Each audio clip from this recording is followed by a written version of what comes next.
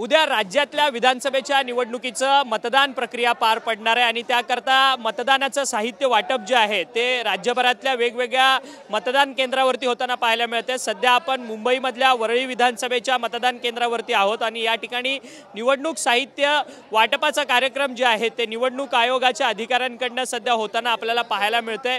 निवडणूक अधिकारी जे आहेत ते या ठिकाणी आपल्याला पाहायला मिळतात। त्याचसोबत या ठिकाणी पोलिसांचा मोठा बंदोबस्त जो आहे तो या ठिकाणी पाहायला मिळतोय। व्हीव्हीपॅट मशीन्स असतील, ईव्हीएम मशीन्स असतील, ते सर्वच मशीन्स जे आहेत निवडणुकीच्या मतदानाकरता या ठिकाणी आणलं जात आहे आणि थोड्या वेळानंतर निवडणूक कर्तव्यावरती असलेले सर्व कर्मचाऱ्यांना या संपूर्ण मशीन्सचं जे आहे ते वाटप केलं जाणार आहे। आपण पाहू शकतो की पोलिसांचा मोठा बंदोबस्त या ठिकाणी आहे आणि सीआरपीएफची टीम देखील या ठिकाणी दाखल झालेली आहे आणि संपूर्ण मोठ्या प्रमाणात या ठिकाणची सुरक्षा वाढवण्यात आलेली आहे। वरळी विधानसभेमधनं जवळपास 2 लाखांहून अधिक मतदार जे आहेत ते या विधानसभेमध्ये आहेत। जवळपास 2,64,520 मतदार या संपूर्ण वरळी विधानसभेमध्ये आहेत आणि जवळपास निवडणूक आयोगाकडनं 332 मतदान केंद्र या वरळी विधानसभेच्या निवडणुकीकरता तयार करण्यात आलेले असल्याचं पाहायला मिळतंय आणि पुरुष मतदार जवळपास 1,44,000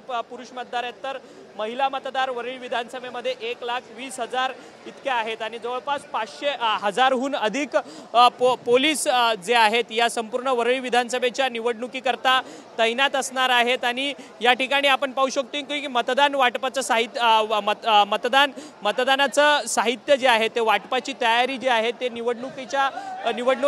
निवडणुकावरती कार्यरत असलेल्या कर्मचाऱ्यांकडून या ठिकाणी होताना पाहायला मिळते। नेहरू सायन्स सेंटरमध्ये ही संपूर्ण सकाळची लगबग आपल्याला पाहायला मिळते, कारण की उद्या राज्यभर मतदान प्रक्रिया जी आहे ती पार पडते। त्यामुळे कुठेतरी मतदानाकरता ही पूर्ण तयारी जी आहे ती सध्या वरळीच्या या संपूर्ण नेहरू सायन्स सेंटरमध्ये पाहायला मिळते। उद्या राज्यभर निवडणुकींचं मतदान पार पडते आणि 23 तारखेला निकाल आहे, त्यामुळे 23 तारखेला कोण जिंकणार हे पाहणं अधिक महत्त्वाचं ठरणार आहे। व्हिडिओ जर्नलिस्ट नागनाथचं अक्षय मंकणी, TV9 मराठी, मुंबई।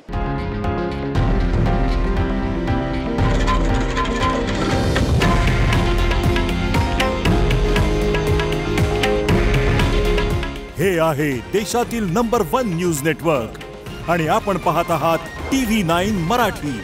काळजी तुमची, हित महाराष्ट्राचं।